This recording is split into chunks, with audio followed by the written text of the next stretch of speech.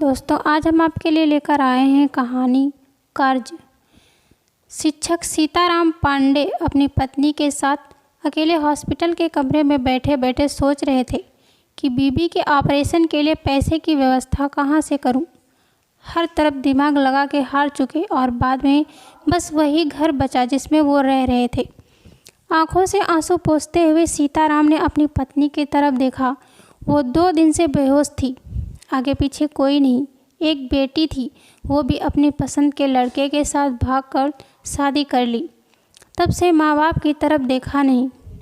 सीताराम सोच ही रहे थे कि नर्स ने आकर बताया कि बड़ी डॉक्टर आ रही हैं, जल्दी ही अपनी पत्नी ठीक हो जाएगी, आप पैसे जमा करवा दीजिए। सीताराम जी ने थोड़ा समय मांगा और मोबाइल निकालकर बटन दबाने लगे।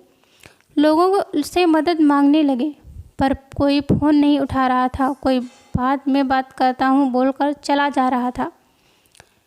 सीताराम कमरे से बाहर बैठे आकर गहरी सांस लेते हुए वार्ड बॉय से बोले, आप ज़रा मेरी पत्नी को देखना, मैं आता हूँ। सीताराम एक दुकान पर ब्याज का पैसा मांगने गए, लेकिन दुकान वाला उनकी हालत देख उनको सुनाने लगा, वापस कहाँ से करोगे पांडे जी, कोई नॉमिनी लेकर आओ, तभी मैं पैसे दे पाऊँगा। बगल में खड़ी कार से एक दुबली पतली महिला जो कि पांडे जी को देख रही थी, तेज़ी से उनको आवाज़ लगाती है, लेकिन पांडे जी बिना कुछ सुने तेज़ी से हॉस्पिटल की तरफ जाते हैं और वहाँ पर रोते हुए विनती करते हैं कि मैं पूरा पैसा जमा कर दूँगा, बस इलाज में कमी ना हो। लेकिन एक डॉक्टर उनको हड़काते हुए धक्का देता है। तभी सामने से बड़ी डॉक्टर आती हुई गिरते हुए पांडे जी को पकड़ती है और सभी स्टाफ को डांट लगाती है और अपनी केबिन में जाती है और कुर्सी में बैठे बैठे सोचती है, पांडे सर, हाँ, आज मैं जो हूँ उनकी वजह से। सीमा ने जैसे तैसे अपने गांव से अपना हाई स्कूल इंटर कंप्लीट कर लिया था और अब आगे की पढ़ाई के लिए कॉलेज में पढ़ने से मन से अपने घर में अपनी पढ़ाई की बात बाबा को बताई थी। बाबा ने थोड़ी नानुकुर के साथ हामी भरी और किसी तरह मेहनत मजदूरी करके अपनी बिटिया को शहर पढ़ने के लिए भेजा था।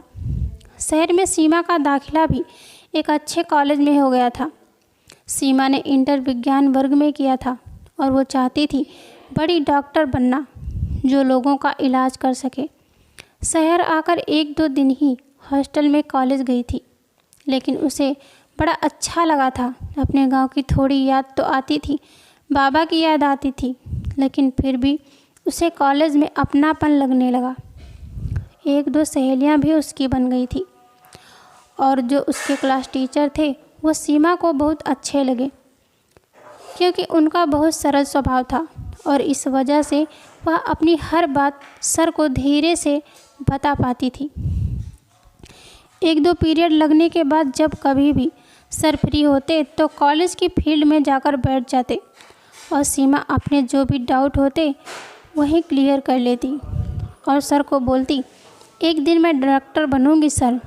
वो सीमा को बेटी की तरह मानते थे, सीमा के पैसे से भी मदद करते थे, लेकिन ये बात किसी को अच्छी नहीं लगती थी। उसके गांव से 1000-2000 जो बाबा भेजते, जो कम पड़ते सर देते और बोलते, सीमा जब तुम कमाने लगोगी मेरा पैसा वसूल कर लूँगा। 1 साल बीत गया, सीमा का परफॉर्मेंस भी अच्छा रहा। एक दिन सर के घर में पूजा थी, कुछ स्टाफ के अलावा सीमा को भी आमंत्रण दिया था। सीमा भी गई। सभी स्टाफ के जाने के बाद सर ने कहा, सीमा रात हो गई है, अकेले कहाँ जाओगी, थोड़ी देर रुको, सब सामान व्यवस्थित करके मैं चलता हूँ, छोड़ देता हूँ। सर ने कहा, खाना खा लो और मिठाई वगैरह भी पैक कर लो। सीमा ने खाना खाया और सर ने भी खाना खाने के बाद सीमा को कुछ गिफ्ट देकर हॉस्टल में छोड़ा। 2 दिन बाद सुबह जब सीमा कॉलेज गई तो उसके पापा कॉलेज आ चुके थे।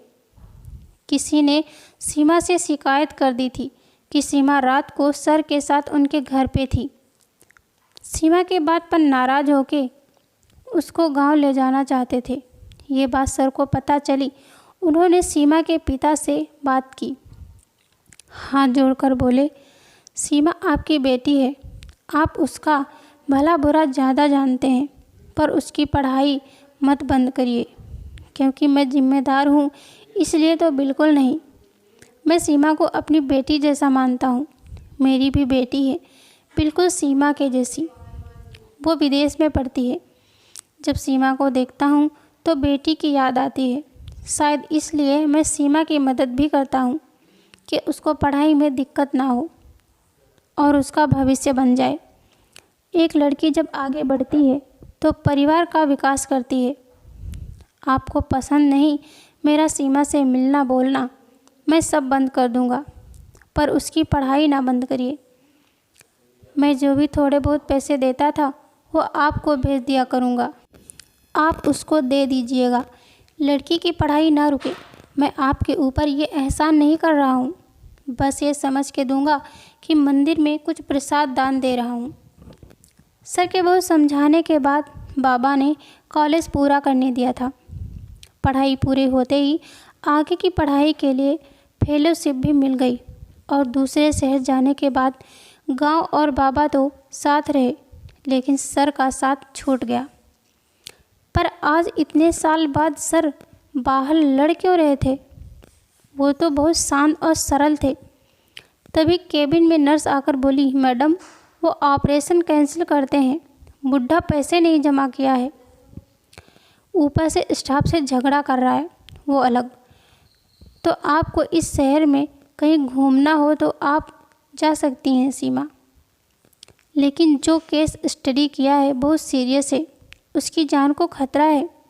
नर्स कौंध कर बोली, मैडम खतरा के बारे में उसको सोचना चाहिए, पैसा भी नहीं जमा किया, ऊपर से आपने भी देखा ना कैसे झगड़ा कर रहा था स्टाफ से हॉल में।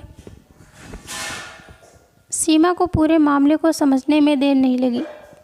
नर्स से बोली, जल्दी से मुझे मरीज के कमरे में ले चलो। सीमा जैसे ही कमरे के गेट पर पहुंची तो देखा सर पत्नी के हाथ को पकड़ के रो रहे थे और माफ़ी मांग रहे थे। पैसे के अभाव में मैं तुम्हारा इलाज नहीं करवा पाया। आज घर बेच रहा हूँ, लेकिन कोई खरीदने को तैयार नहीं है। आज जब अपनी बेटी नहीं है हमारे साथ, जिसके लिए तुम जेवर तक बेचकर उसको पैसे भेजती थी। सीमा आंखों में आंसू भर के सर के कंधे में हाथ रखते हुए बोली, मैडम का इलाज होगा सर। सर ने देखा, दिमाग पर जोर डाला। सर मैं सीमा, याद आया कॉलेज में आप पोस्टेड थे। अरे हाँ, तुम इतनी बड़ी हो गई, खुश रहो, जीती रहो। सारा स्टाफ कमरे में आ चुका था। सबकी आंखों से आंसू नहीं रुक रहे थे। इतनी बड़ी डॉक्टर रो रही थी। सीमा, आपकी सीमा सर, डॉक्टर सीमा हो गई है। आज मैं जो भी हूँ आपकी वजह से सर। स्टाफ को डांट कर तुरंत ऑपरेशन की तैयारी करो।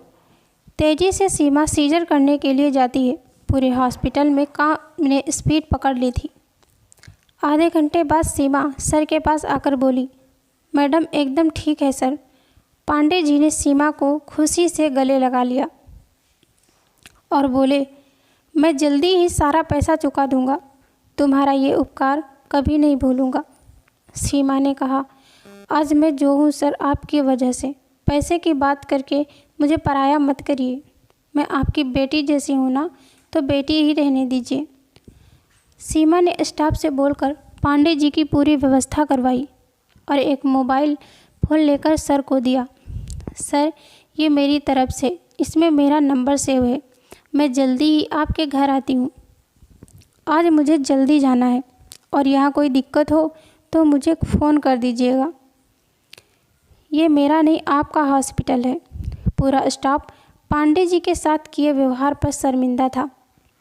सीमा ने सर के पैर छुए और चली गई। आज अपनी पत्नी की जान बचाकर सीताराम पांडे ने आज सिंदूर का कर्ज अदा कर दिया था और ईश्वर को ध्यान करते हुए, आंसू पोंछते हुए सीताराम पांडे आज पति होने पर गर्व महसूस कर रहे थे। तो दोस्तों, यह थी हमारी आज की कहानी। अगर यह कहानी आपको पसंद आई है तो कृपया इसे लाइक करें और ऐसी ही और कहानियाँ सुनने के लिए हमारे चैनल को सब्सक्राइब करें। कहानी आपको कैसी लगी? कहानी पर अपनी राय देने के लिए कमेंट करें। धन्यवाद दोस्तों। Thanks for watching this video.